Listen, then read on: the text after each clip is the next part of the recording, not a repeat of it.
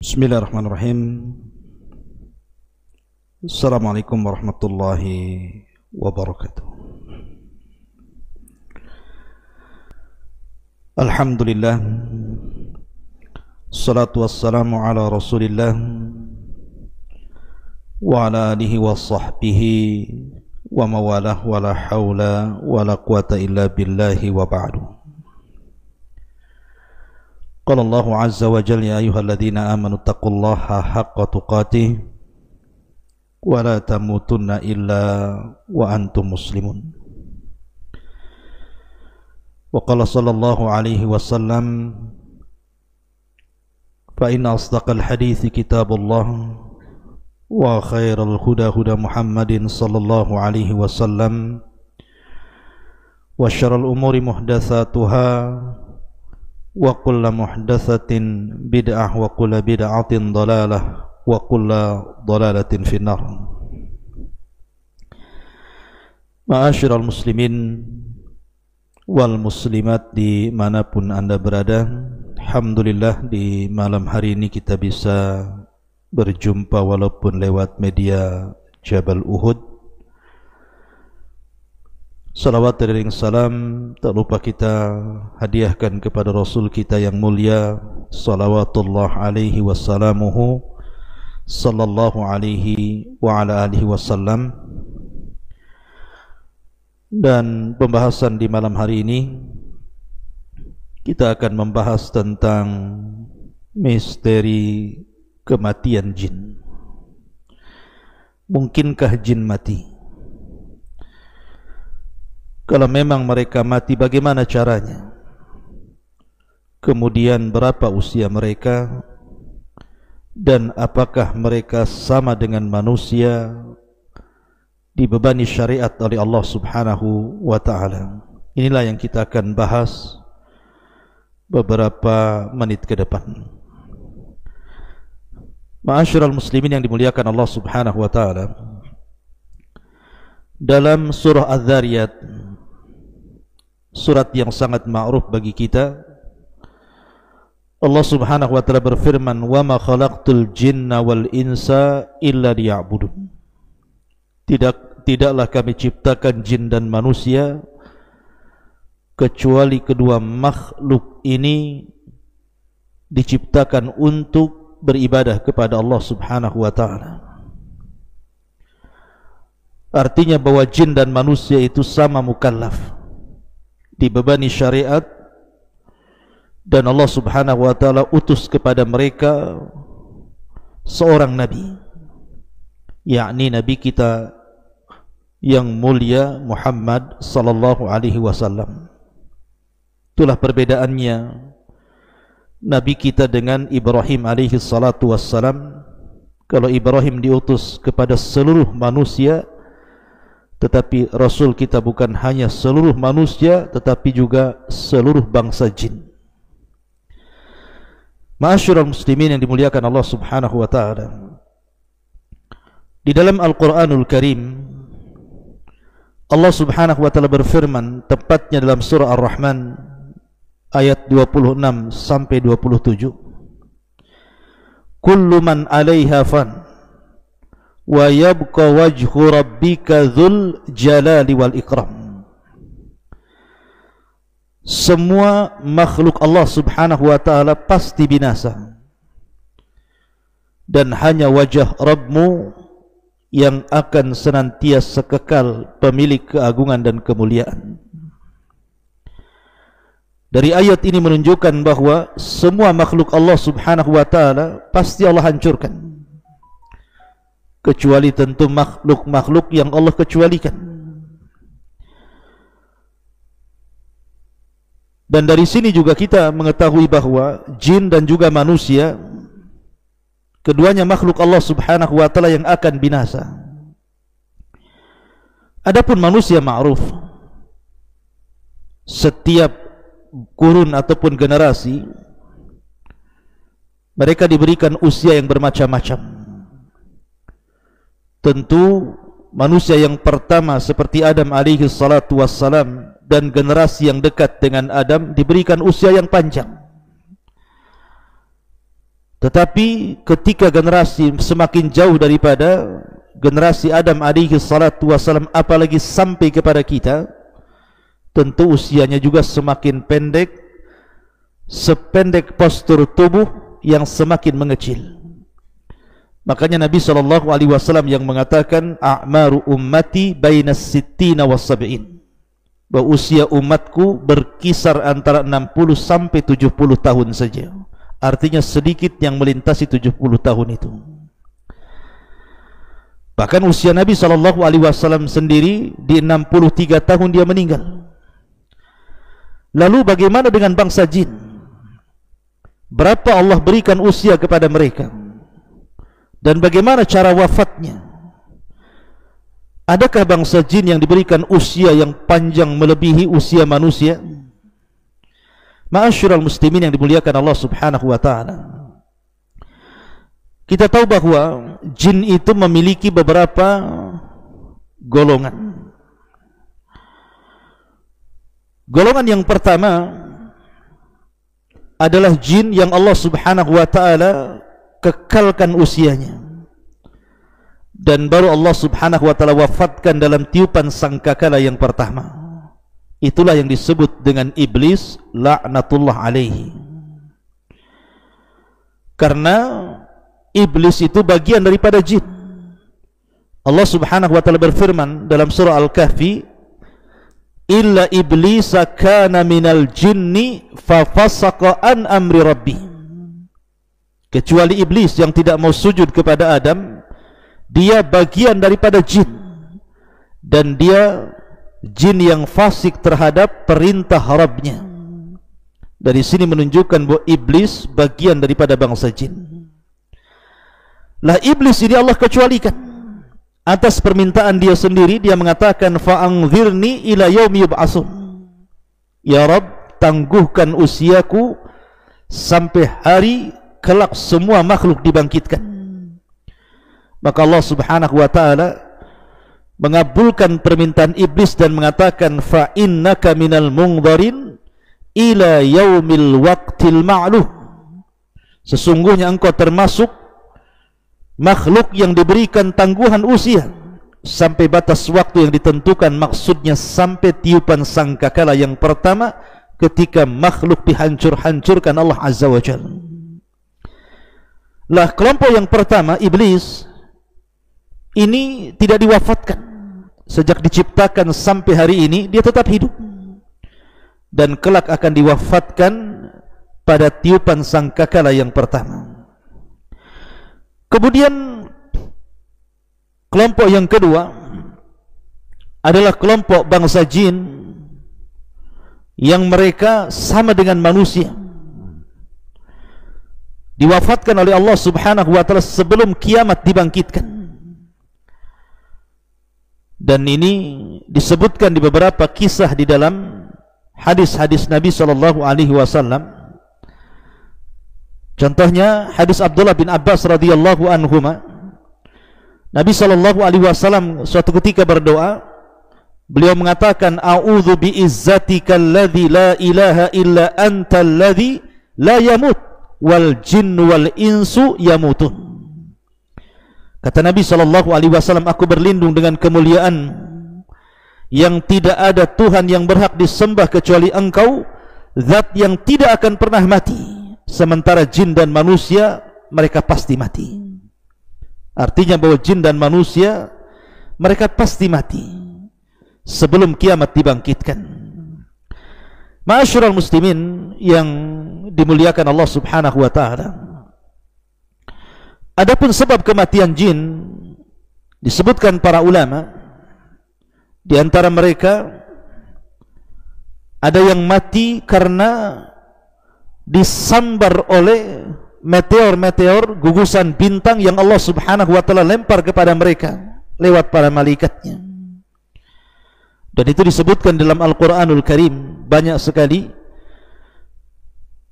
Di antara fungsi bintang itu salah satunya adalah untuk melempar jin yang berusaha naik ke langit untuk mencuri dengar dari perkataan para malaikat yang diwahyukan Allah kepada mereka.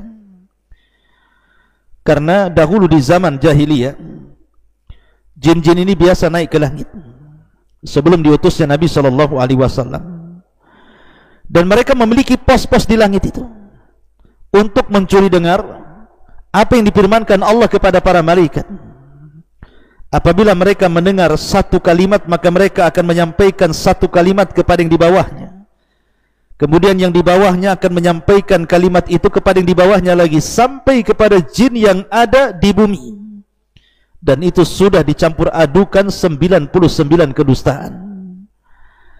Lah ketika Nabi SAW kemudian diutus, maka Allah Subhanahu wa ta'ala jaga langit itu dengan para malaikat. Makanya satu jin pun sudah tidak sanggup lagi untuk mencuri dengar, karena setiap kali mereka naik ke langit, maka mereka akan ditembak oleh meteor-meteor, oleh gugusan-gugusan bintang, untuk menjaga langit dan supaya wahyu Allah Subhanahu wa ta'ala tidak tercampur adu dengan ucapan para dukun. Mereka terkadang mati karena disambar meteor, ataupun jin itu mati karena sebab yang lainnya, mungkin saling membunuh di antara mereka sama dengan manusia, atau mungkin manusia yang membunuh mereka, seperti orang yang meruqyah umpamanya. Terkadang orang meruqyah dan orang itu kemasukan jin, kemudian dibacakan Al-Quran sampai terbakar, bahkan ada di antara mereka yang sampai mati. Ataupun sebab yang lainnya, seperti maunya mereka sakit atau sudah tua. Tapi yang jelas bahwa ada kemiripan antara jin dan juga manusia dalam kematian. Walaupun tentu jin akan berbeda dalam kekuatan dengan manusia, karena ada hal-hal yang manusia kalau melakukannya pasti mati, tapi jin tidak mati. Seperti umpamanya manusia yang menyelam ke dalam air tanpa alat satu pun, tentu dia akan mati kehabisan oksigen. Tetapi ada jin-jin itu yang bisa masuk ke dalam air dan mereka tidak mati. Mereka bisa berhari-hari dalam air itu, atau mereka bisa terbang ke langit tanpa alat sampai kepada langit yang sudah tidak ada oksigen lagi. Mereka bisa, dan itu tidak bisa dilakukan manusia kecuali menggunakan alat ataupun kecuali karena izin Allah Subhanahu wa ta'ala, seperti Nabi SAW di Isra Mi'rajkan sampai ke Sidratil Muntaha. Tapi yang jelas bahwa jin-jin ini bisa mati, termasuk juga jin yang tasyakkul, beralih rupa, seperti umpamanya dia beralih rupa kepada manusia. Apabila seandainya jin yang beralih rupa ini kepada manusia dibunuh, maka dia mati juga. Dan itu kejadian ketika Nabi SAW mengutus Khalid ibn Walid radhiyallahu an untuk menghancurkan patung Uzza. Jadi ketika Fathu Mekah, Nabi SAW merintahkan banyak para sahabat untuk menghancurkan patung-patung yang disembah orang-orang musyrik kala itu. Lah salah satunya Nabi SAW mengutus Khalid ibn Walid untuk menghancurkan patung Uzza. Setelah kemudian Khalid bin Walid menghancurkan patung Uzza, kemudian datang kepada Nabi SAW dan mengatakan, "Ya Rasulullah, aku sudah menghancurkan Uzza." Tiba-tiba Nabi SAW mengatakan, "Irji fa innaka lam tasna syai'an." Hei Khalid, kembali ke tempat Uzza itu, karena engkau belum berbuat sesuatu kepada patung Uzza itu. Tentu Khalid bin Walid heran, dia sudah menghancurkan patung itu, tapi Rasulullah mengatakan, "Irji fa innaka lam tasna syai'an." Baliklah ke tempat Uzza wahai Khalid, engkau belum berbuat apa-apa. Maka Khalid pun kemudian kembali ke tempat patung Uzza yang sudah dihancurkan itu. Sementara manusia menangis karena berhalanya ditumbangkan Khalid. Tiba-tiba kemudian di tempat berhala itu ada seorang wanita yang telanjang, rambutnya terurai, di atas kepalanya banyak pasirnya, menakutkan. Maka Khalid pun kemudian langsung mengambil pedangnya, kemudian memenggal kepalanya. Kata Nabi SAW, "Tilkal Uzza." Itulah Uzza. Maksudnya syaitan jin yang menjelma sebagai nenek tua penjaga berhala Uzza itu, dan dia mati ditusuk oleh Khalid ibn Walid radhiyallahu anhu. Ma'asyiral muslimin yang dimuliakan Allah Azza wa Jalla, ataupun kisah tentang seorang sahabat yang membunuh ular. Jadi diceritakan oleh Abu Sa'id yang pernah menjadi hamba sahaya Hisham bin Zahra dia pernah bercerita bahwa saya pernah menjumpai Abu Sa'id Al-Khudri radhiyallahu anhu sementara ketika itu Abu Sa'id Al-Khudri berada di rumahnya dan dia sedang sholat. Tiba-tiba kemudian di rumah sebelahnya, di rumah Abu Sa'id Al-Khudri, terdengar ada suara. Rupanya dilihatnya ada seekor ular yang sangat besar. Maka tiba-tiba kemudian Abu Sa'id ini langsung bangkit dan hendak membunuhnya. Maka Abu Sa'id Al-Khudri radhiyallahu anhu mengisyaratkan agar jangan dibunuhnya. Maka aku pun duduk, kata Abu Sa'id, dan membiarkan ular itu. Setelah itu kemudian berangkatlah Abu Sa'id Al-Khudri radhiyallahu anhu dan yang lainnya dalam perang Khandaq. Ketika itu Nabi SAW sedang menggali parit. Lah salah seorang sahabat Nabi SAW dilaporkan bahwa ada sesuatu terjadi di rumahnya. Maka dia pun bergegas pulang ke rumahnya. Kemudian Nabi SAW menyuruh untuk membawa senjata. Maka kemudian laki-laki ini pun membawa senjata, kemudian pulang ke rumahnya.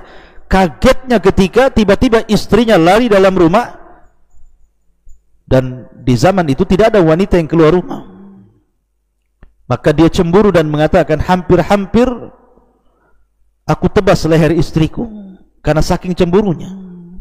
Karena dikhawatirkan mungkin ada laki-laki atau dia bermain di belakang suaminya.